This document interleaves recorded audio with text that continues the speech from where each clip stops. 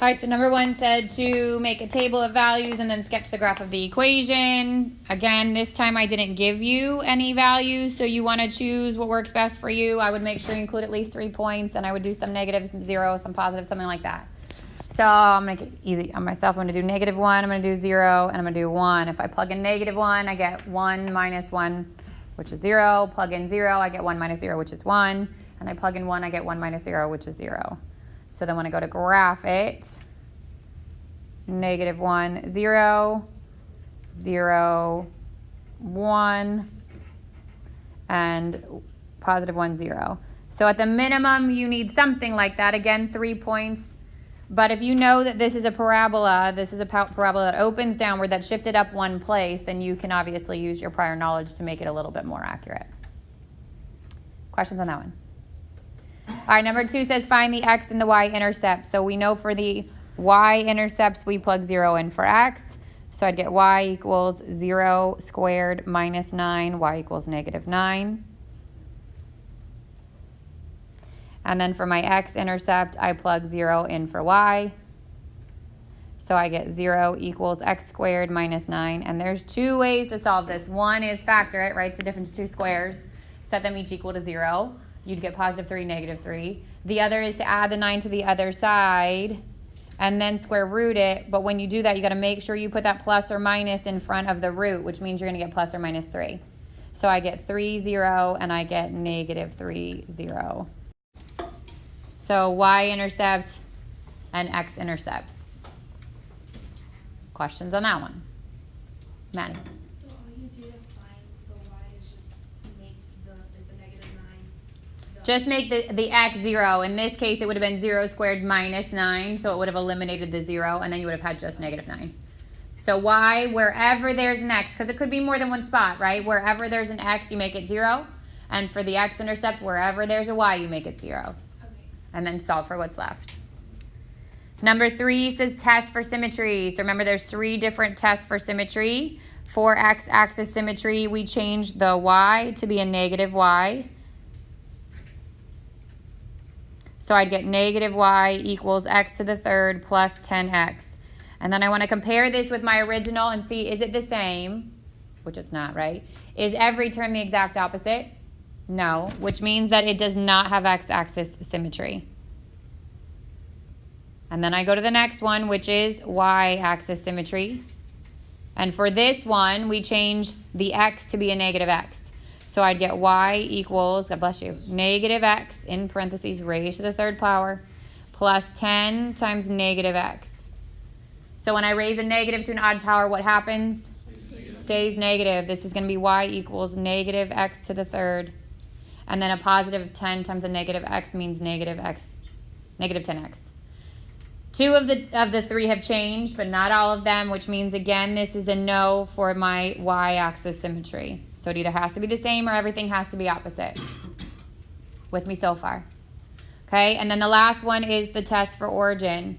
So for the origin, I change both the y to be a negative and the x to be a negative. We already know what's going to happen when I make that a negative. So you can skip that step as long as you're really comfortable with it. And when I compare this with my original, it's not the same, but what is true? Every single term is the exact opposite. So I could change this. I could multiply everything by -1 and make it the same, but you don't even have to go through that step. You know what's going to happen, which means that this time there is origin symmetry. So it's a no to x, a no to y, but a yes to origin. Questions? Okay, so 4 says write the equation of a circle. We talked about yesterday the equation of a circle is x minus h squared plus y minus k squared equals r squared. Okay, and then it came up, am I giving you this formula? The answer is no. If I'm going to give you a formula on an assessment, I'll let you know the minute I give it to you. Like, this will be given to you, and it won't happen for a long time. Okay, all these things are things that standardized tests assume you know, which means you need to know them. SAT gives you that helpful little box, but ACT doesn't give you jack, okay? Center being -1, 2 means that this is my h and this is my k. Solution being 1, 2 means this is my x and this is my y. If you need the visual on it, give it to yourself. So -1, 2 means this is my center. 1, 2 means that's my Point on my circle. This time you get lucky because what's true about your center and your point?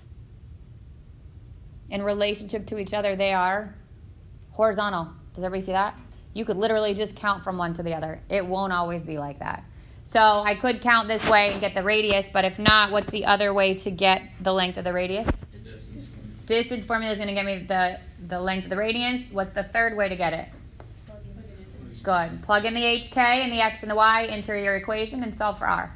So how many of you used distance formula? Hand up if you used distance formula. How many of you used the point, plugging in the HK, the X and Y? Wow, that was totally flipped in my first class. It's really funny. Okay, I think the point's easier, but you do you, okay? So I'm going to plug in the X, Y, the H, the K. 1 minus a negative 1 becomes 1 plus 1 squared, plus Y, which is 2, minus 2 squared equals R squared. 2 squared plus 0 squared equals R squared. 4 equals R squared. And I said it yesterday. I could square root it, so if it asked me for the radius, I would know that the radius is 2. But when I plug that back in the equation, I'm going to square it again anyway, so you can save yourself that step.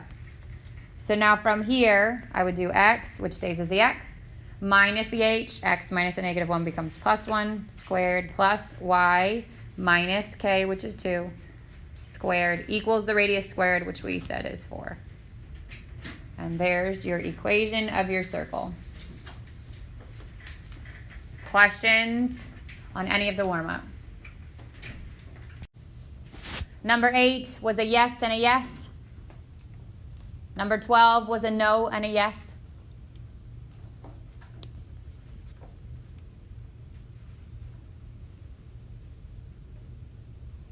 Number 16 should look something like this. So I gave you the chart, right? Your points should line up. Honestly, as like a help for me to be grading, if I'm going to like do something like this on a quiz, I'm usually going to give you the points so that I know exactly what it should be. I don't have to like figure out what yours would be if you plugged in different points.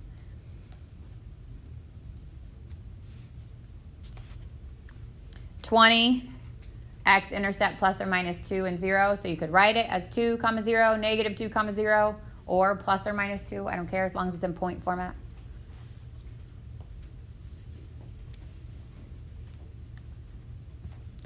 24 was a line. Your intercept should have been at 0.8 for your y-intercept and then 8/3 for your x-intercept.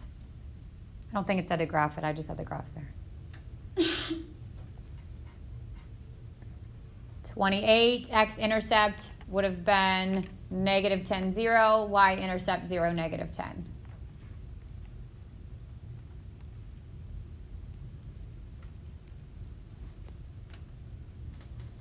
X-intercept negative 1, 0. Y-intercept 1, 0 and negative 1, 0.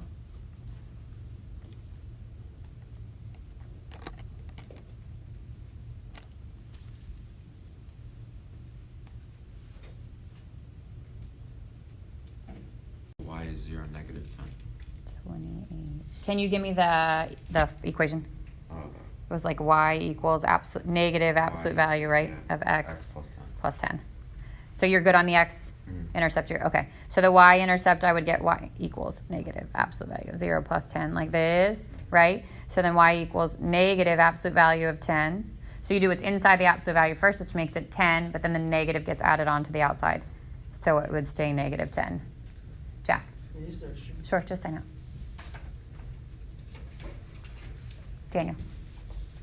For number 44, when you sketch the graph. I think I distributed. So this 0 equals negative x plus 10 like this, right? So in order to solve this, let's say it was a number other than 0. When the first thing I'm going to do is divide both sides by negative 1 to get rid of the negative on the outside. If it was a number other than 0, it would change what's there, but because 0 is divided by negative 1, it doesn't change. I'm now here, right? Okay, I got it. And then if it was a number other than 0, I would now have to set what's inside that equal to plus and minus that number, but because it's 0, there's no such thing as plus or minus 0. I just lose the absolute value and then subtract the 10. 36, there is y-axis symmetry, but no x and no origin. 40, there is no x, no y, but there is origin. 44, it said that if it had y-axis symmetry, what would the other side of the graph look like? You just have to flip it over the y-axis and draw that extra arm on the left-hand side.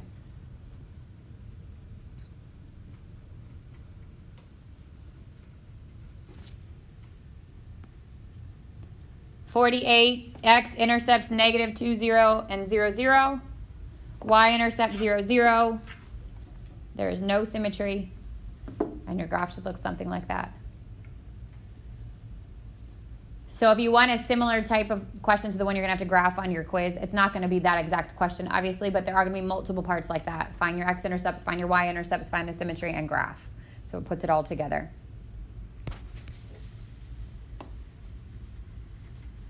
Understand how the Like it looks symmetric. You do it like algebraically, like you plug in negative x into the equation, then like, it doesn't work. What was your equation? It was It should be y equals absolute value of x minus 1, right? Did it give you the equation? It just gave you the graph. So if it just missed, it didn't give you all of the graph. Does that make sense? That would have been the equation of that graph, and if I had plugged in a negative x, it would have turned it back positive, making it symmetric to the y-axis. It's just that you were missing half that graph. Cassie? Can you do that y and you said for 52.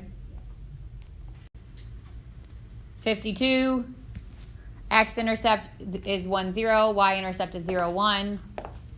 There is no symmetry, and it's a square root function pointing to that left, hidden over here. I do. Thank you. I noticed. 56. X-intercept is negative 5, 0. Y-intercept is 0, root 5, and 0, negative root 5. There is x-axis symmetry. And your graph should look something like that. So this is the first time you've had to approximate a square root to graph it. It doesn't have to be exact, but approximate it. I know square root 5 is just a little bit bigger than square root 4, which means it's going to be just a little bit bigger than 2.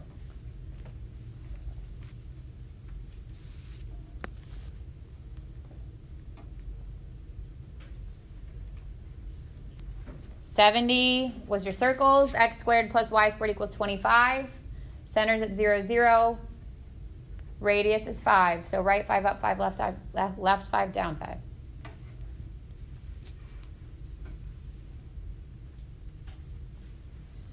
$74, x minus 3 squared plus y plus 2 squared equals 25.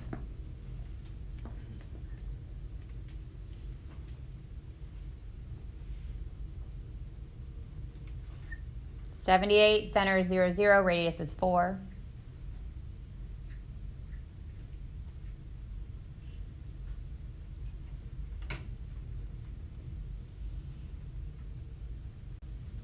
Oops. Okay, so y-intercept y equals the square root of 1 minus 0, right? So it's funny, this question came up in the first class.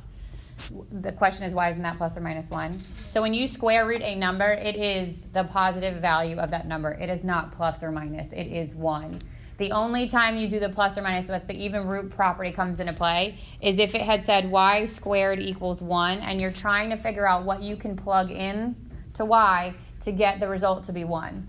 That's when I solve it, I square root it. So you have to think even root property is what gives you the plus or minus. This has no, there's no even root. That is just the square root. So only if the variable is raised to an even root, and I'm going to solve that equation, do I put the plus or minus in front.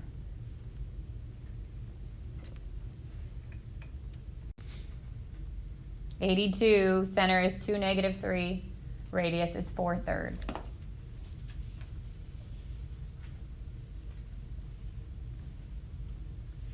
Questions? Everybody feeling still kind of confident? for number 28. It's still review. Lines in the plane. This goes way back, which means I'm going to move relatively fast. If you need me to slow down and explain, speak up, okay? But hopefully still review. So we go as far back as slope. What is slope? Slope is how steep a line is. The way you find slope, so the variable to represent slope is m. It equals the change in y over the change in x. If you have 2 points, then it's y2 minus y1 over x2 minus x1. And if you're counting it from the graph, it is rise over run. So again, hopefully we know before, but before we can move forward, we have to make sure we have this stuff on lock. There are 4 kinds of slope: positive, negative, undefined, and zero. So positive has an increase as you're moving from left to right. Negative has a decrease as you're moving from left to right. No slope or undefined slope is their vertical line, and slope equaling zero is horizontal. So if you can equate this to a treadmill, if you up your incline and the slope goes up, that the higher it is, the more steep it is. You're welcome. If you had one that made you walk downhill, that'd be your decline. If you could somehow get your treadmill to go straight up and down, there'd be no slope to grip onto, okay, which would be entertaining to watch. And if you leave it at zero, it's flat. That's your horizontal slope. There are 3 types of equations that you should remember. The slope intercept, which is y equals mx plus b. It's like the one people remember the most, okay? Where m is your slope and b is your y-intercept. Point slope, which is y minus y1 equals m times x minus x1. The point being x1, y1, and the slope being m. And the last one is the standard form of a line. ax plus by equals c. Everything's a whole number, no fractions, no decimals. X must be positive, and the a and the b are on the same side, so the x and the y are on the same side. Probably, like the Algebra 1 regular book asks a lot of equations to be written in point slope. You'll usually never give me an answer in point slope form. You'll use point slope to get to another form, but you'll never really just write out y minus 3 equals, whatever the m is, parentheses, x minus 2. Very rare. You'll see it occasionally, but very rare. What you will do is take point and a slope and plug it in there and then give it to me in slope intercept, okay? Or it'll say write it in standard form. Again, you'll usually not plug into standard form. Standard form, the easiest thing to do is get your x and y intercepts from standard form. But it might say find the slope of a line, or find the equation of a line and put it into standard form. So you need to know the difference between them, but they're used in different ways. So this one says find the slope of the line with the given information. Passing through 2 points or from a graph. I'll give you a couple minutes, so just work on that real fast.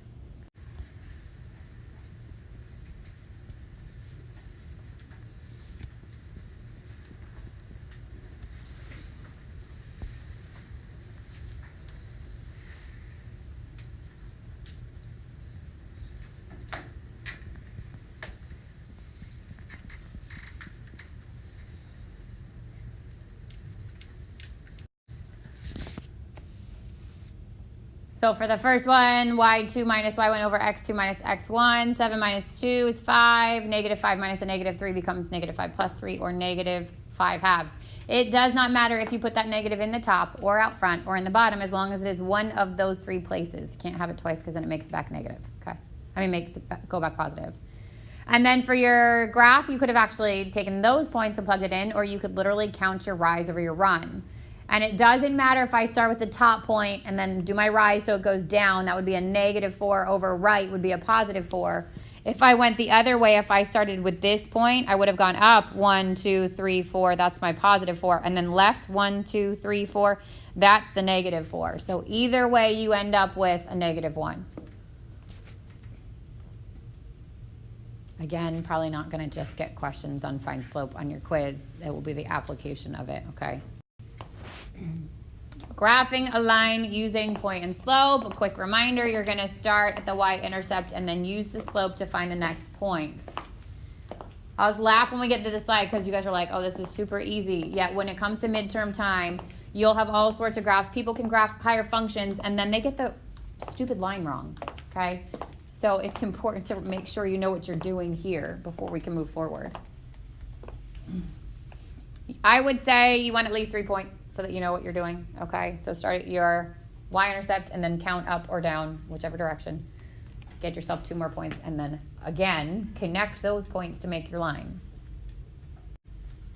2 special types of lines are horizontal and vertical. There's no way to plug these points in. You have to have this memorized. So a vertical line has an equation that has an x equals a number. There will be no y in this equation. So something like x equals 2, in which I would go to where x equals 2 and draw a vertical line through it. And then a horizontal line has an equation of a y equals a number, like a y equals -3. And this one's going to have no x. And I would go to where y equals -3 and draw my horizontal line straight through it. So there's no way to plug in points here. Those vertical lines, again, 0 slope or undefined slope. No slope or undefined slope. And then horizontal lines, m equals 0. Your slope equals 0. All right, find the slope and the y-intercept and then graph each line.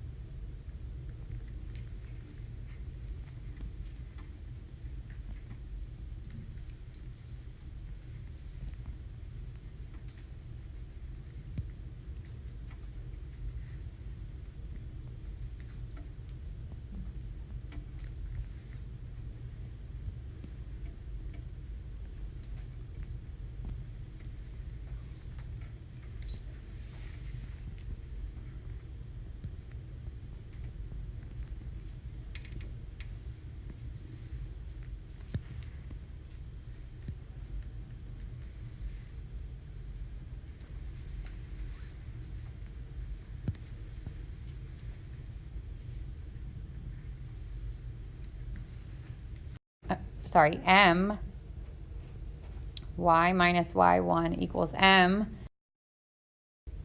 minus x1. So the m is 2, and the point is my x1 and my y1. So I would get y minus 7 equals 2x minus a -1, which becomes +1. Distribute the 2. And then move the 7 to be on the other side.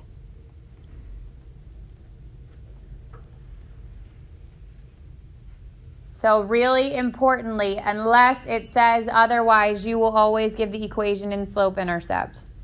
So unless it says otherwise, so if it said give it in point-slope, you'd leave it in point-slope. If it said give it in standard form, you'd get it into standard form. If not, you're going to leave it in slope-intercept. Questions on that one? So B is the same, except there's a yucky fraction. It's going to happen, okay? Fractions are your friends.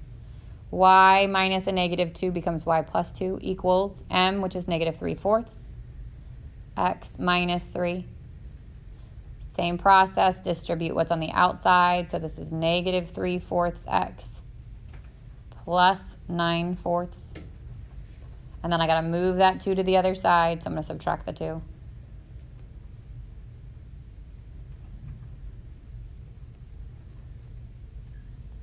Two is the same thing as 8/4. 9/4 minus 8/4 is 1/4.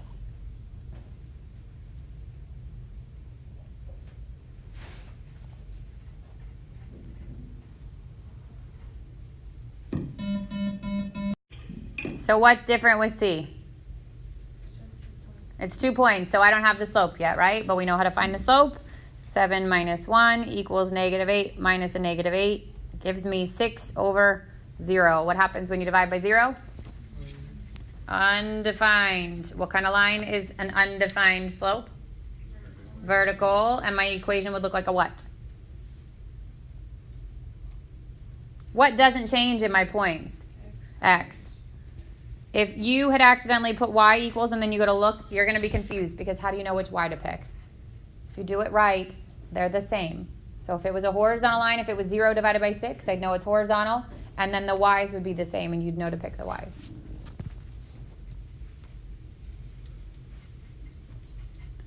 Questions on those? All right, so the last part is parallel and perpendicular.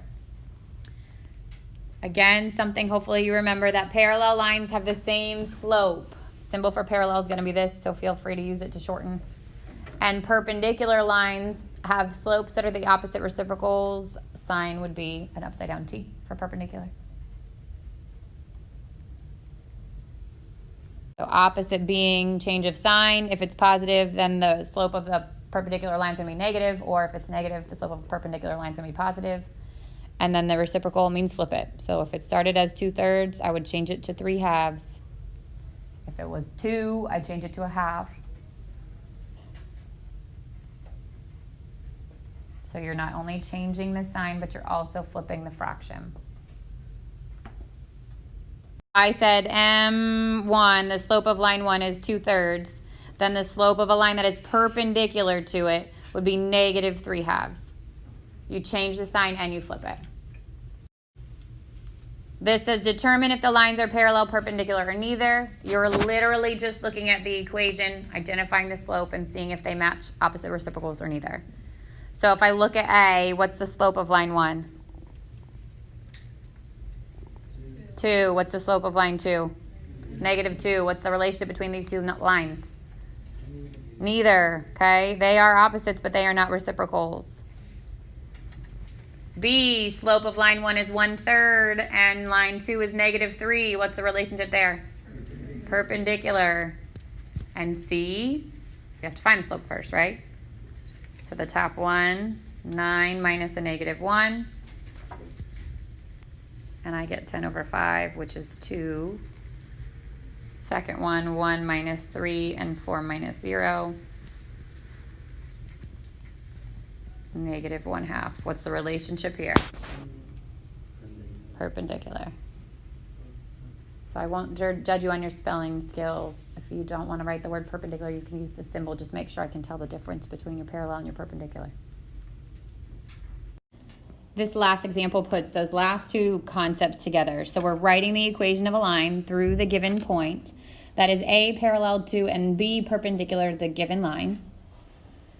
So this is two problems in one. You're doing one equation in which a line that passes through this point is parallel to this, and one in which it's perpendicular.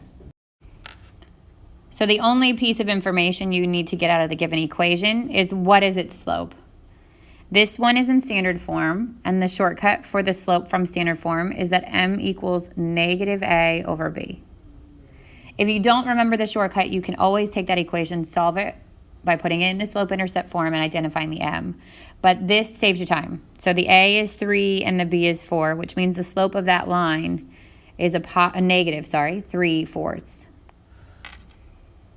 Now, from there, I would say, okay, on A, I need to find the equation of a line that is parallel to that line. If it's parallel, the slopes are the same, which means I'm using m equals negative 3/4, and the point that's given, which is negative 2/3 and 7/8.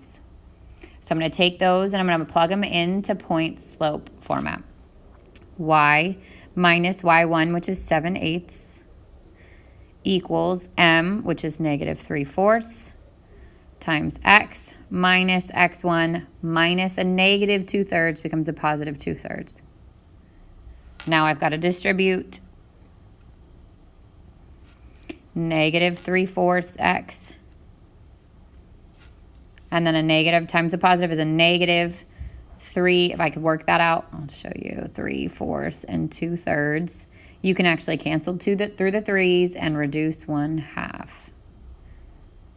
Or you can multiply straight across. 3 times 2 would have given you 6. 4 times 3 would have given you 12. And there you could have reduced it as well. And then I need to add the 7/8 to the other side. So I get y equals negative 3/4 x. Change that 1/2 to 4/8. And then negative 4/8 and a positive 7/8 means positive 3/8. And there's your equation. So that's the equation of a line that is parallel to the initial line. And then I have to repeat that whole process for a line that's perpendicular to the initial line. So now I take that slope, which was originally negative 3/4, and the slope of a line that's perpendicular to it would be positive 4/3. And I still use my initial point. So this time, y minus y1 is y minus 7/8. equals m, which is 4/3, times x minus a negative 2/3 becomes a positive 2/3. Again, distribute in, so same process, different numbers, but same process. Distribute in the 4/3. And then this time when I multiply straight across, I can't simplify. I multiply and I get a positive 8/9. And then I need to add the 7/8 to the other side. This time it's a little bit more complicated because you got to change both denominators. So I'm going to work that off to the side. So 8/9 and 7/8. The least common denominator here would be 72. I'd multiply 9 times 8, so this is 64. 8 times 9, this is 63. So I get y minus, or sorry, not y minus 7/8. The 7/8's gone. Y equals 4/3 x plus, add these two together because they both have the same sign, 127/72.